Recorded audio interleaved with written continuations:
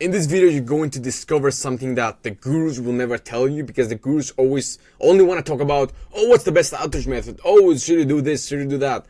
It's like, today you're going to learn some very, very big secrets, like you probably don't know because nobody has told you this. And here's the easy way to close 3K copywriting deals on sales calls. Because most people think, oh, it's the outreach. It's the outreach. No, outreach is just the one part of closing the deal. If you don't know what to do when you hop on a sales call, and if you don't have like a script, which I'm going to show you exactly what I mean, because you don't want to have a script exactly. You want to have like a formula more of, which I'm going to share with you at the end of this video. So make sure to stay till the end because I'm going to give you it. So in this video, you're going to learn a bunch of copywriting sales tactics that allow me to land many 2K to 6K copywriting clients like clockwork. And this is all the stuff that my students pay me a ton of money for, so pay really close attention. And so, yeah, by the end, I'm going to show you the exact script. So let's go. So first of all, knowing sales works against you a lot of times. Because a lot of copywriters hop on a sales call and they're trying to use all these sales tactics that they learn from these books, or they learn from these sales courses, from these free YouTube courses that are about sales. And when they use these things, probably they don't know how to use them correctly. And second, they come off as this sleazy person, this car salesman who just want to pitch you something, and it doesn't really come off as in a nice way. They don't know. They get repelled because they're like, bro, I know what you're doing. Because another thing is, when the person knows like the tactic you're using, it stops having effect on them. And so that's pretty self-explanatory, I guess. So I don't have to explain this. Yeah. So sometimes knowing a lot of sales tactics works against you. So if you're the type of person who has no idea what a sales call is, probably know what a sales call is, but you've never hopped on a sales call, or you don't have like much sales experience or much sales knowledge, it can work for you, not against you. So the second part is, don't sound like a copywriting virgin when you hop on a sales call. If you hop on a sales call and you're so too excited, you give off these needy vibes, you're like, bro, I really need this deal. No, they're not gonna hire you. They're gonna hire you because nobody wants to be your first one. They don't want to be your first one, bro. Maybe if you've already helped them make money, somebody else, yeah, they're gonna hire you because you've already have proof of concept. So when you hop on a sales call, you want to sound like the exact opposite of the copywriting virgin. And it doesn't matter if you have client results. It doesn't matter if you've never worked with anybody. It doesn't matter if you have no case studies to leverage. It doesn't matter if it's like your first day of being a copywriter. You want to avoid this at all cost. It's like what they perceive to be true and what is actually true is very different.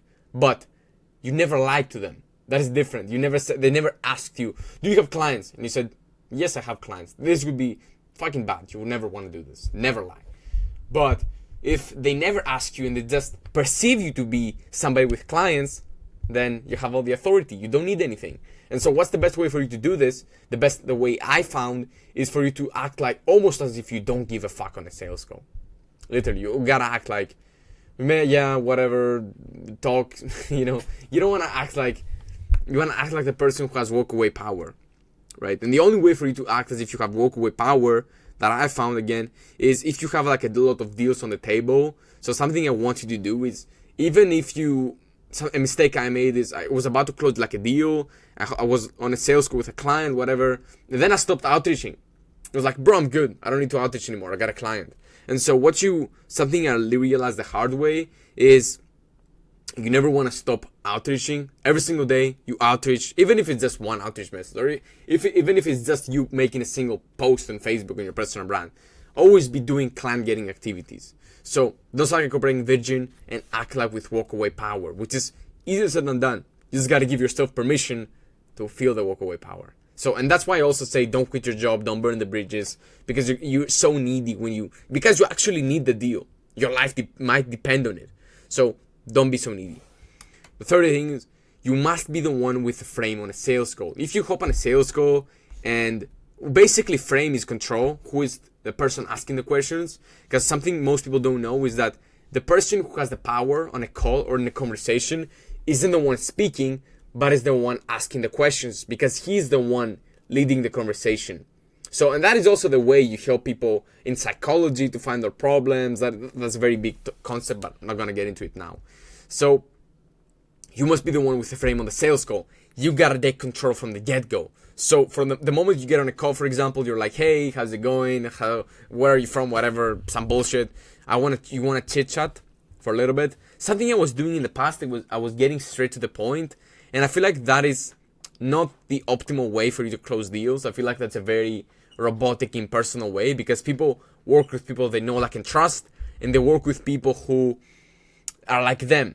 And you gotta build that personal connection in the beginning. That is what I realized the hard way. I used to be the guy who hopped on a call and just a pre-frame and everything. Well, a pre-frame is basically like you hop on a call and you're instantly like, hey, it seems like we got on this sales call to do this and this and this, and it gives off this robotic vibe, you know. And again, you wanna sense their energy. This is something you wanna be very aware of. You don't wanna be like a brain dead monkey who just hops on a call and is like, oh, I'm gonna do this, I have the script. No. Hop on a call, have an agenda of what you're gonna do, like very, very simple stuff, which I'm gonna give you the script, by the way, in the end. And yeah, just easy stuff. You must be the one with a frame on a call. Don't let them be the one control the conversation. Don't get them to start asking you questions. Don't turn it into an interview, which is like the other thing I want to talk about. It's like, if the sales call gets into an interview where they are asking the question, you just sit there answering like a good little dog, it's like they're not gonna hire you. They want to hire people who understand their problems, and the only way for you to understand their problems is if you ask questions, so you know exactly what's going on. So something that I learned is that you want to treat like the sales call as if it's like a consulting call. So basically, you hop on a call with them, act as if they already paid you, and you try to find the problems, and then you also want to give them some value bombs, okay? And speaking of value bombs, make sure to tap the button below so you can join the free Telegram that I have, where I'm posting daily value bombs for copywriters wanting to land their first 2 to 5K per month clients in as fast as possible. So go ahead and do it. And again, in the call, you want to give them some value bombs that make them feel like you're the authority. Because what happens then is they don't come up with all these objections. They don't come up with the client results objections. And it's very easy for you to close deals. Like the other day, one of my students joined the mentorship for like a week or something. He closed a 4-figure deal. And then yesterday he DMs me again, tell me he closed like another deal. So he's in the mentorship for like 5 days and he's already closed 2 deals. It's like fucking insane. So again, the reason I'm sharing it with you is because you don't need the client results. He didn't have client results before he did that. So you don't need client results. You just need to give them some value bombs if you don't have the client results. So yeah. Fifth, come up with your pitch before. Don't come up with your pitch before. Fuck. Bro, I'm losing my words. I'm speaking for too long here.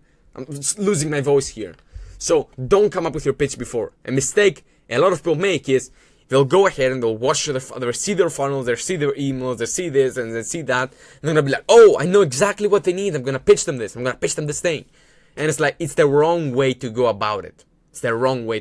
Now, of course, it's okay for you to see what they're doing, like from an airplane view, or like a helicopter view, so you know what you're going to talk about briefly. But it's a very, very bad thing for you to go in the call already having something you're going to pitch them. Because the thing is, they're not going to buy what you think they need. They're going to buy what they want and what they think they need, right? What they think they need.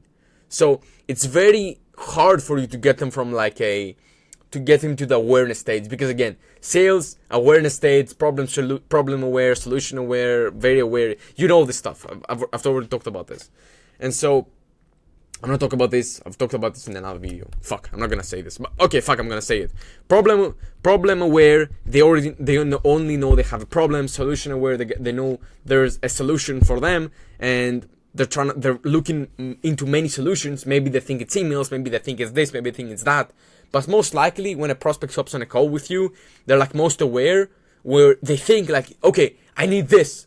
This is what's gonna happen 90% of the times on a call. So you wanna hop on a call and you wanna see exactly what they think the solution is, and you wanna pitch them that.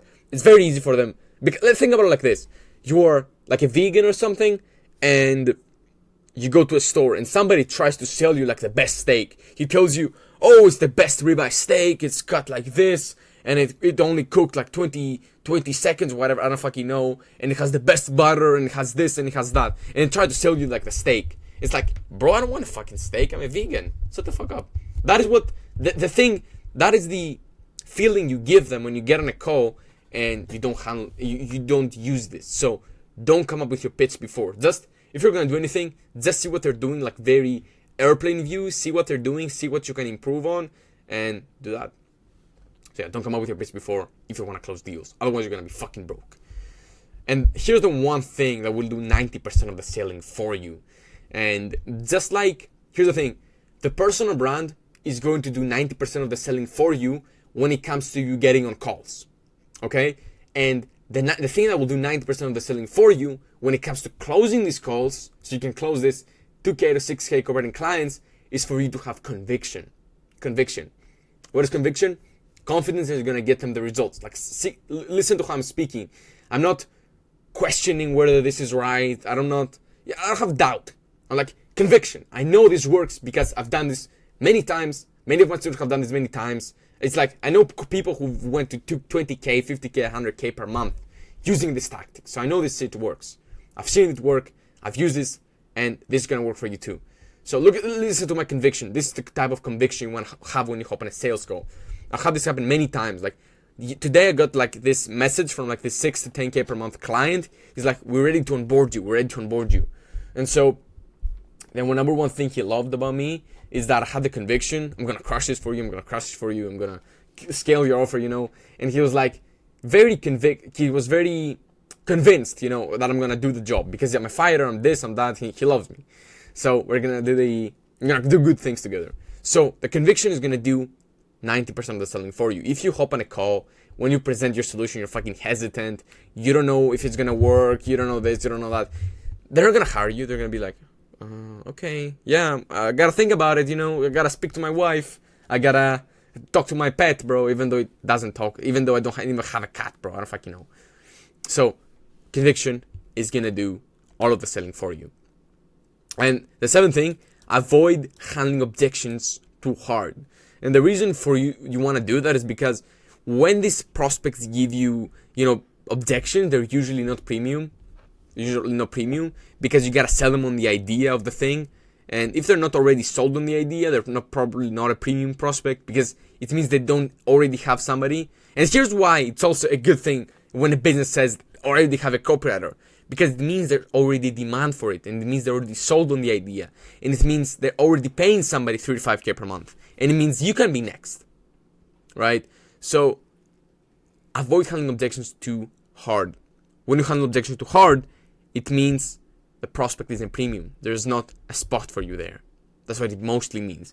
Now, maybe you did a really bad job at selling. Maybe you didn't have the conviction. Maybe you didn't use all of these things that I told you, and that's why they were giving you the objection. If that's the reason, fuck, it's okay. You're gonna do better in the next call. Don't worry.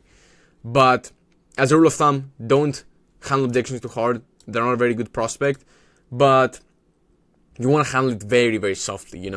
It's like you maybe want to laugh. Maybe you want to be like, okay, why is that? Whatever. You want to handle it very, very softly. You don't want to go deep. You don't want to go again and again. Remember what I said in the beginning. Knowing sales works against you a lot of times. If you try to ask them these weird questions about trying to find their objection indirectly, they're going to know what you're doing, and fuck that shit. So now, here's the thing that I promised you. I'm going to give you like my script, my entire script, word for word. It's this. Fuck it, entire script, bro. It's this. Find the problem, present your solution, address the skepticism, make money in the bank account, cash, Bugattis, driving Lambos. So find the problem, and the way so first of all, you get on a call, you chit chat for a little bit, and then you ask your first question. So you're gonna be something like, hey, whatever, can you walk me through a little bit about your marketing and stuff? You're gonna tell you, and then once you find the problem, what they're struggling with and what they want to fix, what they want to improve on, because the reason they're going to call with you is because something you did pickled their fancy. And most likely, it's about the thing you talked about in your outreach. This is also something you got to remember. So you present your solution, it's going to be like, okay, so I see what you got to do. So what we're going to do is we're going to implement this system like a book a co-funnel. I don't know, just an example. We're going to book a co-funnel, and it's basically going to be like the VSL, which is going to do this and this and this and this for us. And then the emails are going to do this and this and this and this. So basically explain it very, very briefly though. No more than 1 or 2 minutes. Otherwise they're going to fucking get, they're not going to know what you're doing. They're going to get confused, And something I like to do is every few seconds I would like to ask them something like, does it make sense? Are we on the same page? Does it make sense? Because I would want to make sure they're not confused, because if you confuse them, you lose them. Then present your solution, you pitch them at the same time, you do the price, whatever, and then you address the skepticism. Remember what they said here. Objections. Because what is really objection? Objection is a concern. Concern, you're not going to get them the outcome they want. That's what it basically means. So you find out their objections and you address them head on. You're like, hey, you don't be afraid to address their objections head on. Don't be afraid to be like, hey, you seem to be on the edge, you seem not to be 100% into this. Can you tell me why or something? It's very, very simple to do this. And then you do this, you either close the deal or you don't, and then you make fucking money. That is it. And also, some people may also want to think about it, whatever. So actually, a lot of people are going to want to think about it. Most people are going to think about it. And it's also cool. There's nothing wrong with that. Like Octavian, he closed like 5K worth of new deals in the first week of January. And I think both of the deals he closed, the prospect told them at the end of the call, let me think about it. But he still managed to close both of these deals, like a 3K deal and a 2K deal. Even though they said this thing, which is, let me think about it. Because most people don't want to make like a irrational decision. They want to think about it, literally. So what you do in that case, bro, I'm giving you so much value, bro, fuck. So what you do in this case is you tell them something like, okay, let's book another call. You get them to book another call so you don't lose them. Because if you lose them, fuck, they're not going to buy from you. So that is basically it.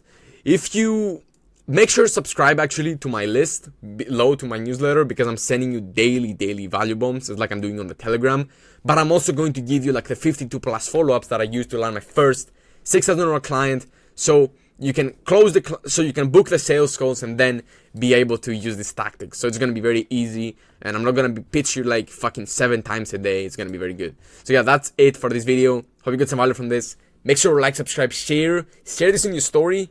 If you text me the word, let's put an Easter egg. If you text me the word fucking, wallet on Instagram, I'm going to review your copy for free for the first 2 people who do it. Let's go!